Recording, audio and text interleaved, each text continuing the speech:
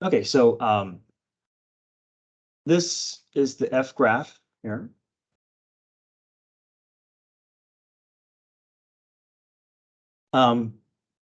But everything that is asked of you is in terms of H. So we have to understand that this is not the H graph.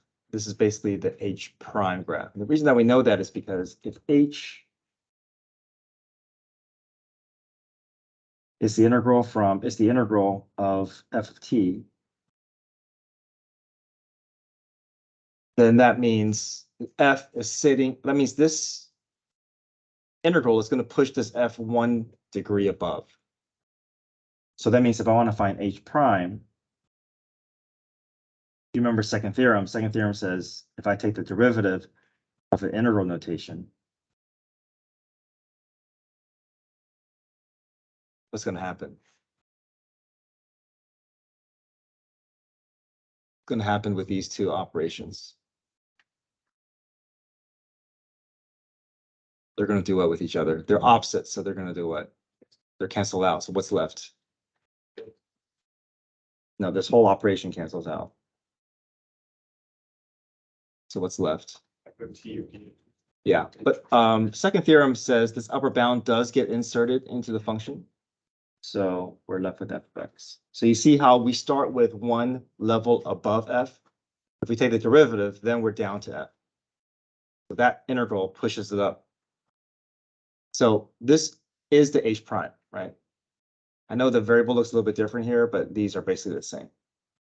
So this is the h prime graph, right? So which means that h double prime must be the f prime graph.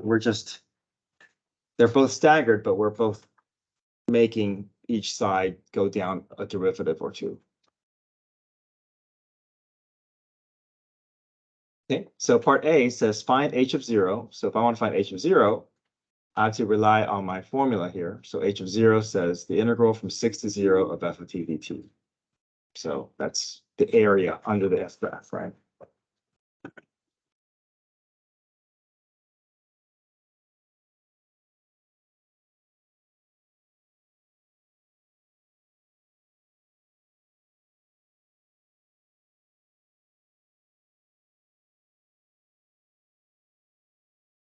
Now, what do you notice about this definite integral setup? You have to flip it, right? Because we like to read the graph from left to right.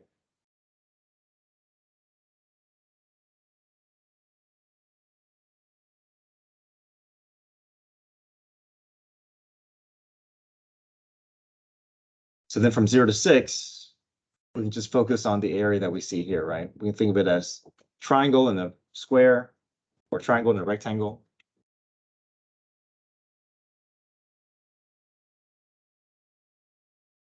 Okay, 1/2 base times height for a triangle. 1/2 2 times 2. It's going to be 2. 1 times 2 is 2. 2 as well. All right. I go with that. Okay, so then the integral from 0 to 6.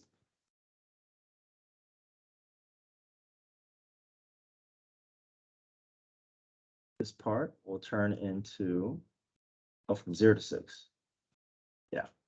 So we still have this little piece here. This is negative 1/2. So I have 6 minus 1/2, which is 5.5.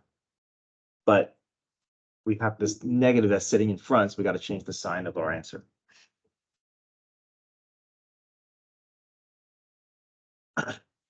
Okay, how do you guys feel about that? Is okay? Okay. Okay, part B, find h of 6. So h of 6, again, we go to our definition that's already given to us.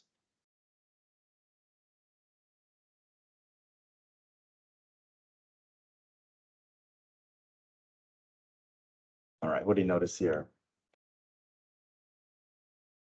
Matching, therefore, what's the area? 0. 0, yeah. So if if we don't move at all, that means there's no width. If there's no width, we can't find area, right? Width of 0 will always produce area of 0.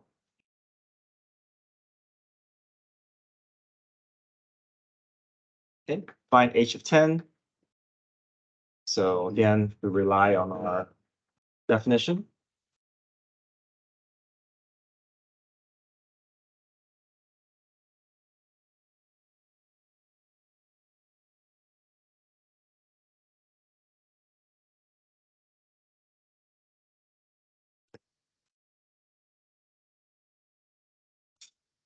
So from 6 to 10, we see the shape in front of us is a triangle.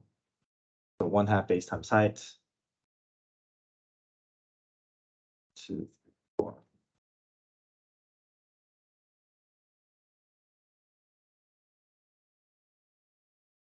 We get an area of 4, but below the x-axis, so we know this region is going to be -4.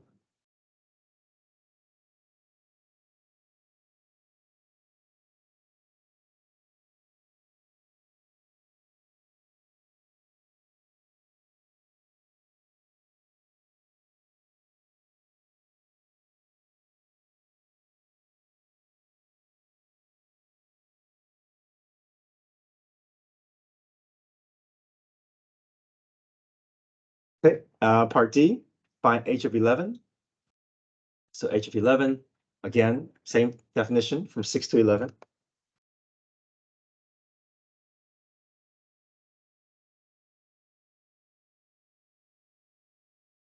So we know 6 to 10 is -4. We know from 10 to 11 is that triangle here, positive 1/2 base times height.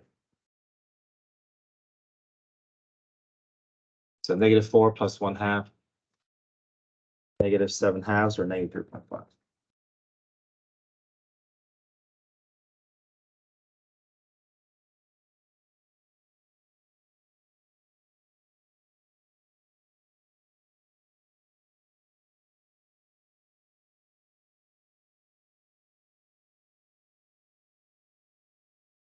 Okay, next up, find h prime of 3. So we go to our definition, h prime of 3. H prime of x is defined as f of x. So we know h prime of 3 must be f of 3.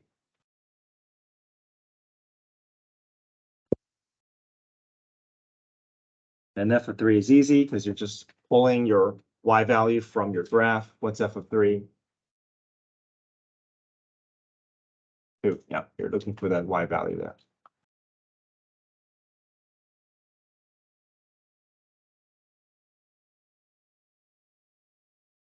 Okay, next up, h double prime of 9.5. We know the relationship between h and f is that they are staggered in terms of their derivatives. So h double prime of 9.5 is equal to f prime of 9.5.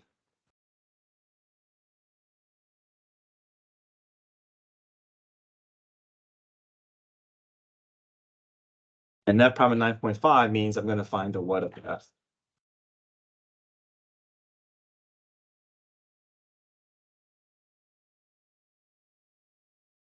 Right, if f is the order pair, then f prime is the what of this graph?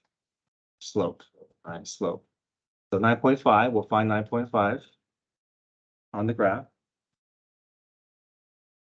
How can I find the slope of this line?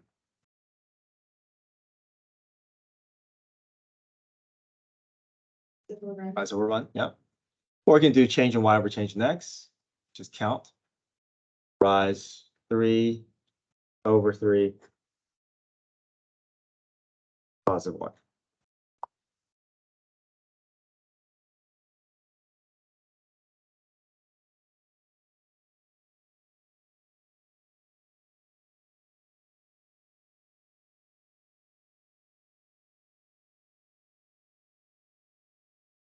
All right, any questions A through F? Everything that we're doing is building off of these 3 relationships that link H with this graph in front of us.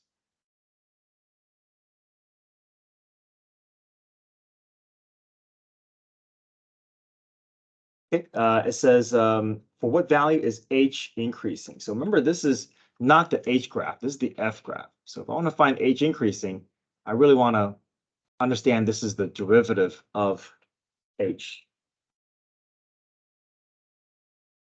and label accordingly, right? If this is the derivative graph, we have to understand that anything above means rising, anything below means falling, anything on the x-axis means slope 0. So if I want to create an H prime sign line,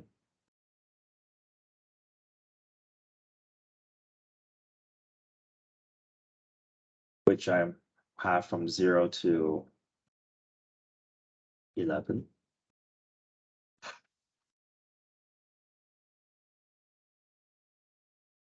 Where can I place my critical points? Or what are my critical points? I can place them to my sign lines. Yep, 1, 6, 10.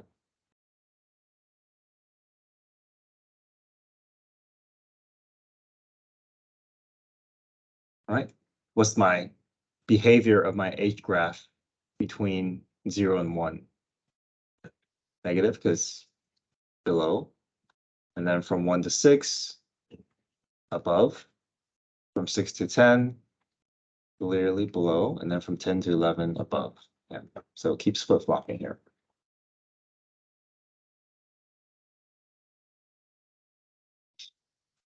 Okay, so we can just read off of our slope sign line and determine increasing. Increasing is going to be from 1 to 6 and from 10 to 11. We don't want to rely on this graph and say, oh, increasing is wherever this is rising, right? Because this is not the H graph. This is the H prime graph.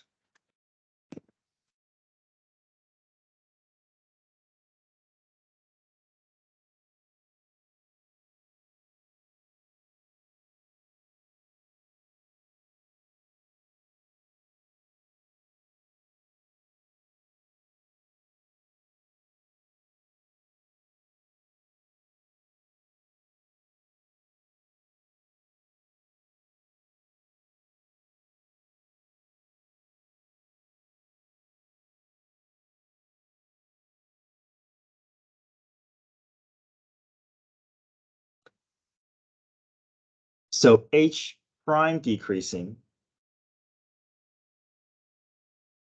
Okay, so this is really talking about concavity, right? Because H prime is a derivative decreasing. So basically concave down, right? Where is this graph concave down? Or where's the original graph concave down? Or, yeah, that's right. Or you can think of this H prime. Yeah, it's easier to think of it this way. H prime, this is the H prime graph. So H prime decreasing is wherever the H prime is falling. So, yeah. So from 4 to 8.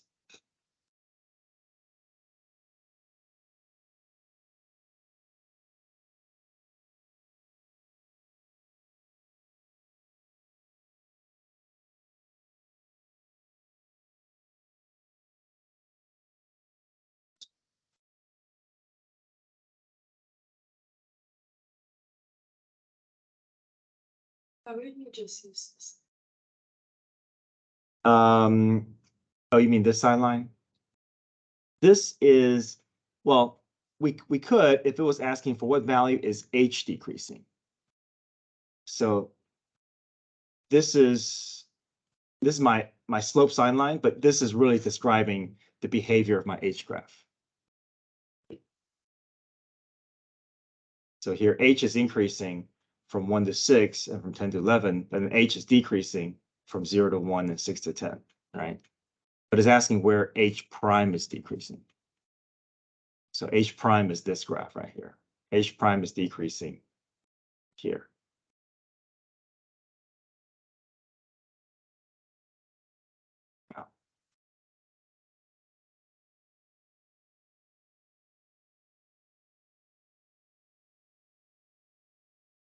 So H is more straightforward because this is referring to the graph that you see in front of you.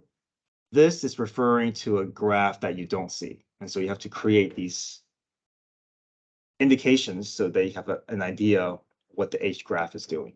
Because this is not the H graph. This is the F graph, the H prime, but it's not the H graph.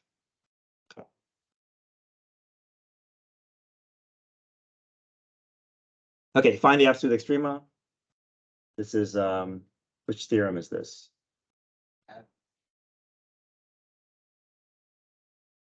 not average value, but yeah, EVT, extreme value zero. So how do we find absolute max or absolute min? What are candidates? Endpoints, max and min. Yeah, endpoints, max and min. So we go to our slope sign line. And we pick out all these points, 0, 11, 1, 6, 10. These are all candidates because these are all either endpoints or relative max or relative min. So we need to find h of 0, h of 1, h of 6, h of 10, h of 11. Okay, some of this we've already gathered from above. We have 0, 6, 10, and 11. We can just copy those down since we've already spent the time to find them.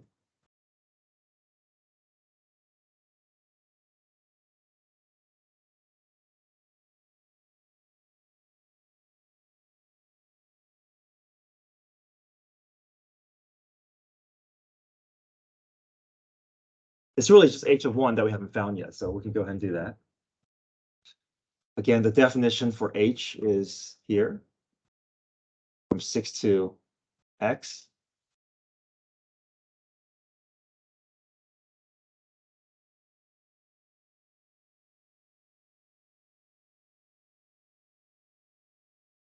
What do you notice about the bounds here? Okay, they're out of order, right? So we can flip it and do what? Make a negative.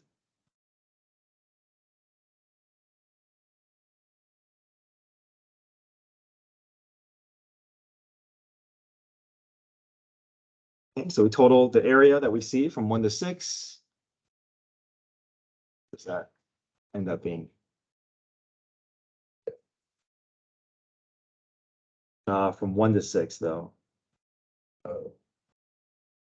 Just 6, yeah. 2 plus 2 plus 2. But then there's a negative that's hanging out in front, so we do negative 6.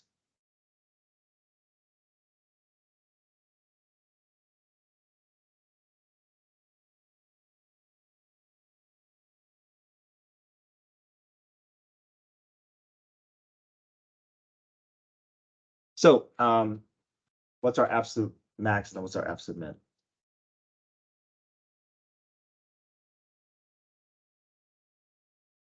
Yeah, 0 is the highest y value that we see. The lowest y value that we see is negative 6.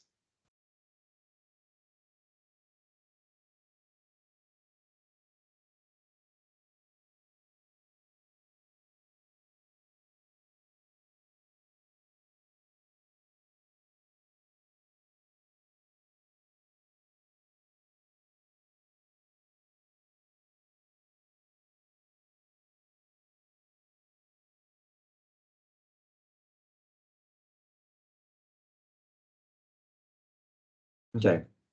On the test for this question, you're going to see these patterns where you're given a derivative graph. You have to know the relationship so that you can find h, you can find h prime, you can find h double prime. You got to create a sign line.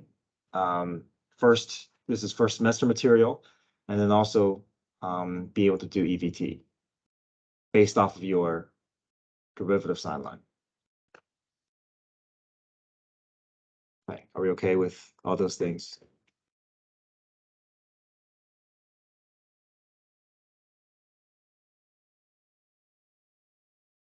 Okay, let's look at, I think we got through a little bit of 3, but we didn't really do the whole problem. So this is on page 5.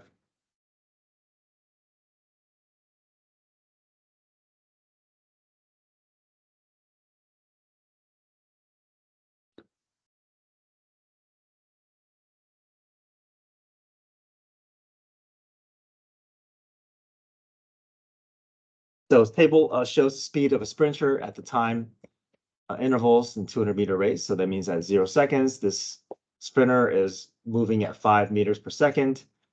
He's going to peak. His speed is going to peak at 11 seconds, 9 meters per second. And then as he gets towards the end, this is not the end of the race here, but this at 20 seconds, he's slowed down to 7.5 meters per second. So it says estimate the depth integral from 0 to 20 of v of t using the following methods, 6 trapezoids. So we can separate each of our subintervals into 6 regions here. So from 0 to 2, 2 to 5, 5 to 8, 8 to 11, 11 to 17. So here we have 6 subintervals, right? Each subinterval, you can subtract your x values to get your width. And then the formula for each trapezoid is 1/2 width, height 1 plus height 2.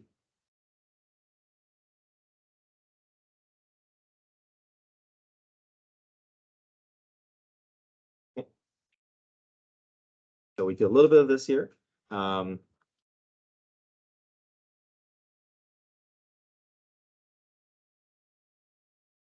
Area. Okay. 1/2 width, height 1 times height 2. So the first width is 2, the second width is 3, third width is 3, 3, 6, and 3. So those are all the width that we need to pull for each of our trapezoids.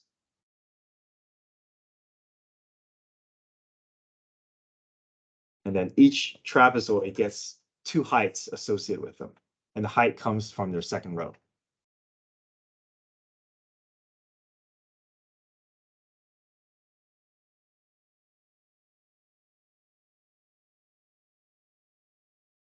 Now we're taking the integral or the area under the velocity graph. So something is changing, right? So basically you're starting with velocity, which is meters per second. So we're accumulating all his speeds across this entire race. And so what's going to happen if we were to total all that information up? What information are we gathering? Are we still getting information as meters per second, or what are we getting? Does it make sense that he's at the end, he's moving 155 meters per second? Does that make sense? No, right? Because this is talking about how far he's traveled, right? So if you gather all of his speeds, what you get in return is stripping away that rate. So if you strip away that rates, you're left with meters, right? It makes sense that each time you find the derivative, you include more rates, right? So meters becomes meter per second, becomes meter per second squared. But if you take the antiderivative, it also should make sense that you're stripping away those degrees, those rates. So meters per second becomes meters. So that's important. Every time you take the antiderivative, your units of measure is going to change.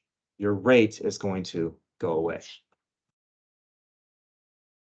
All right, number 2, 3 left-handed rectangles from 0 to 20. So now I need to widen my subintervals, right? So 0 to 5, 5 to 11, 11 to 20. Subtract your x values to get your width. And then from your second row, you're picking the left y value from each subinterval. So the height of my first rectangle will be 5. Second rectangle will be 7. Third rectangle will be 9.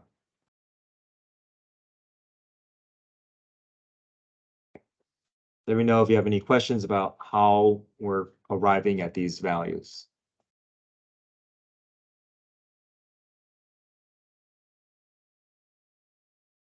Yeah. 5, 6, and 9 are allowed to multiply those.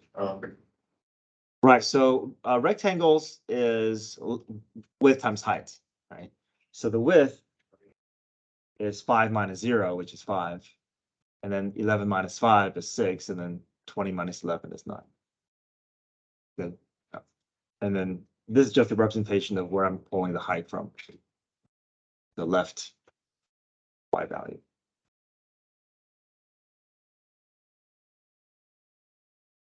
Okay. Same idea here, 3 right-handed rectangles, 3 middle rectangles. So same subinterval, same width, you're just pulling a different height.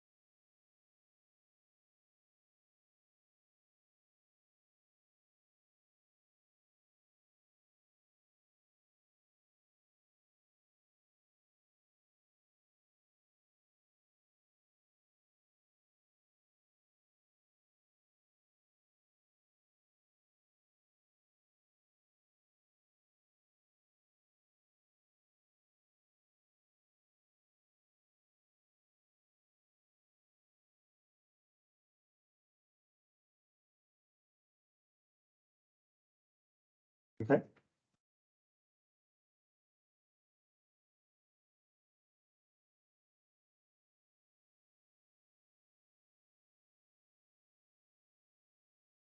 All right. Any questions here?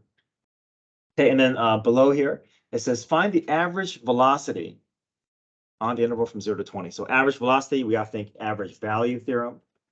So here's our average value theorem. 1 over b minus a, integral from a to b of b of t dt.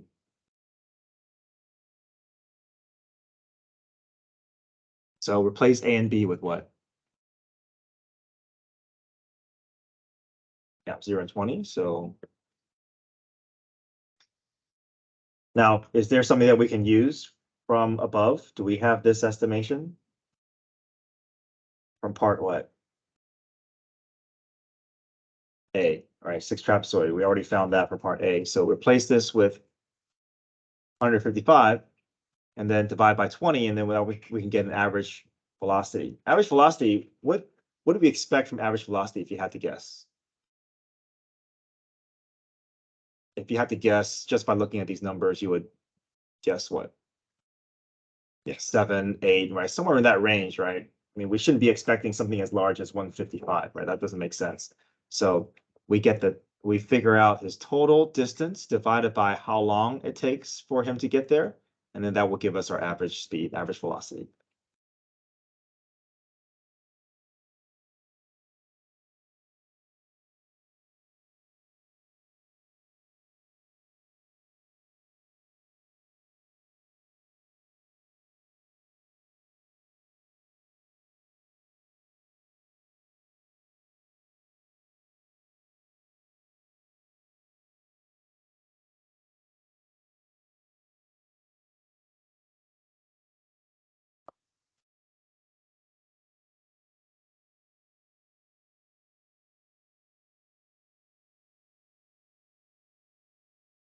Okay, I want to go back to this problem from yesterday because you're going to see this one. There is another one in this packet, but I'm saving it for tomorrow morning and also for you guys to try tonight. That is still in your packet. I'm going to do this in class after our lesson today. I'll do another Riemann sums practice. But tomorrow morning, this is a really good one for us to work towards. The calculator question, being able to enter in and create sign lines and being able to define all this information. So morning review tomorrow. This is a particle motion problem. This is the derivative graph that's similar to what we did in class or in review session today. And then a Riemann sums problem at below here.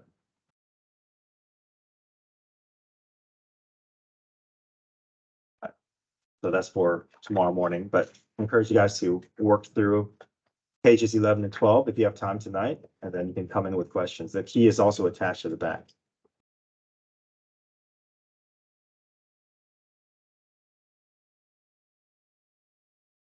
So back to this problem here. We did this in class yesterday. Page 6.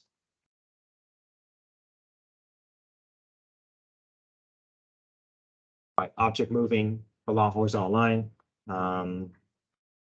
Plugging it into the calculator. And then being able to adjust your window. And then graphing it. And then using the trace feature to get to your x-intercept.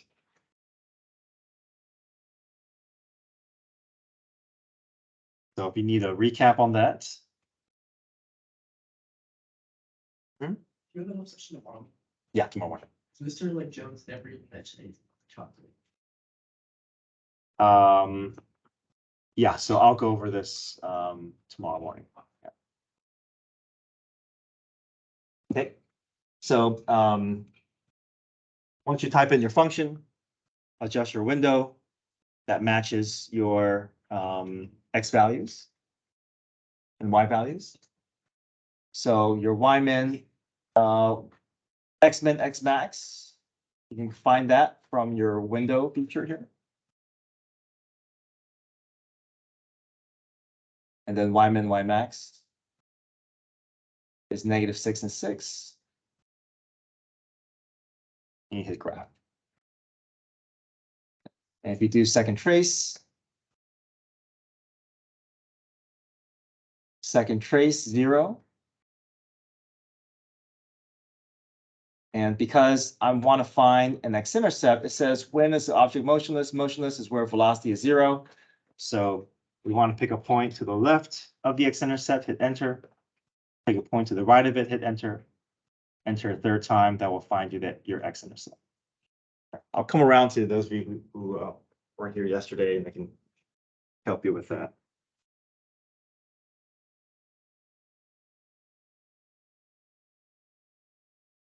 Help with that. So, first, go to y equals, you can type in your function here. Make sure it's all your x. Gradient of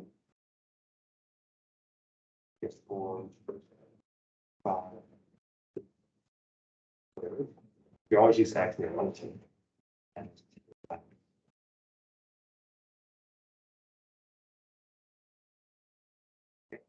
then we go to window. Well, right now your graph is not, and it's a little bit too zoomed out, so we can adjust our window here. X value from -1 to 5. So you're only playing with the x min, x max in your y min. -1, 5. Y min, y max, it's from the other states. So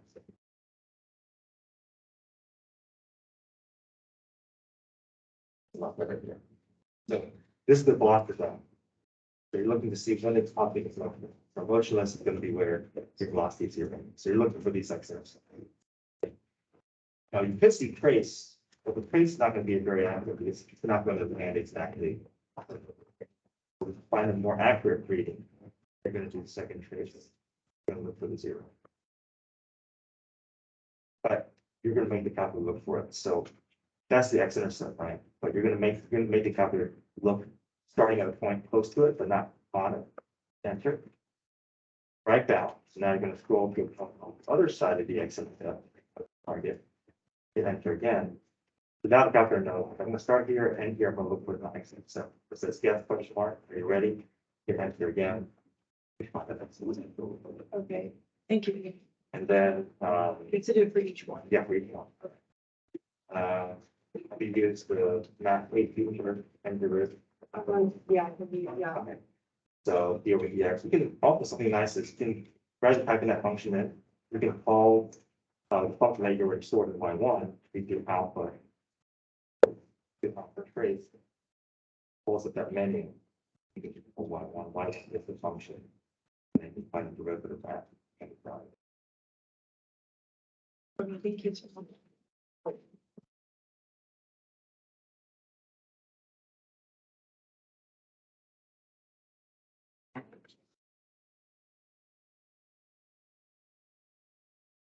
Okay, so here, I want to adjust over the change one, so like 1 time. 5 and y max. Y max.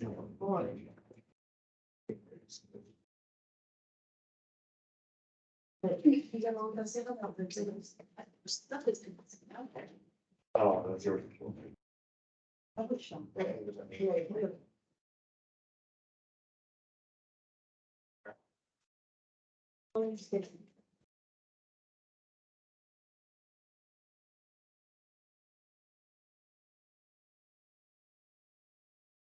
So now, it says find function of the function.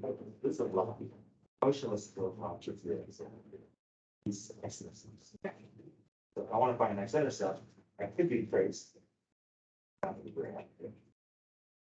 may or may not land here. A better way to find out. 0. It's a left down, so you're going to scroll. That's what we target. Hit enter. Scroll to the right. I don't know. I'm looking at these two. Yes, question mark. And then this just means a little bit of sliding.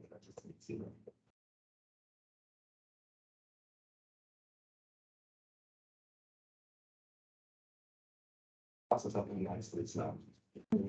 Here it's asking, so. It's shifting to these, really, hey, that's a little bit. Yeah, looking bars, my bars, like. It's not out of place. It pulls up the menu for you. Or is the phone that you have to set the block. Those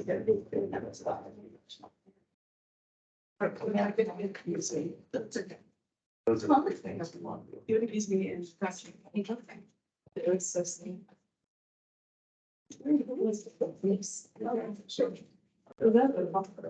Because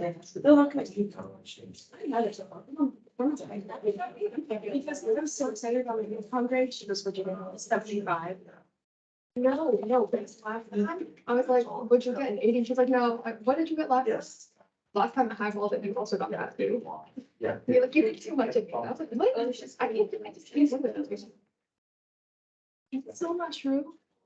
Sorry, too. No, yeah.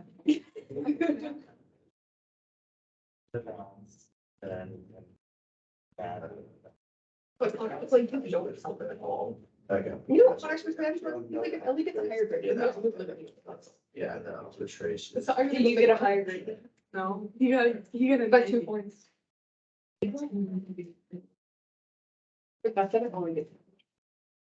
That was good. You got a 98. No, that's not my friend. I don't know. It's going on. There's my high grade. Mr. Eddie, have you made videos about how to use the calculator? I can show you real quick. Yes.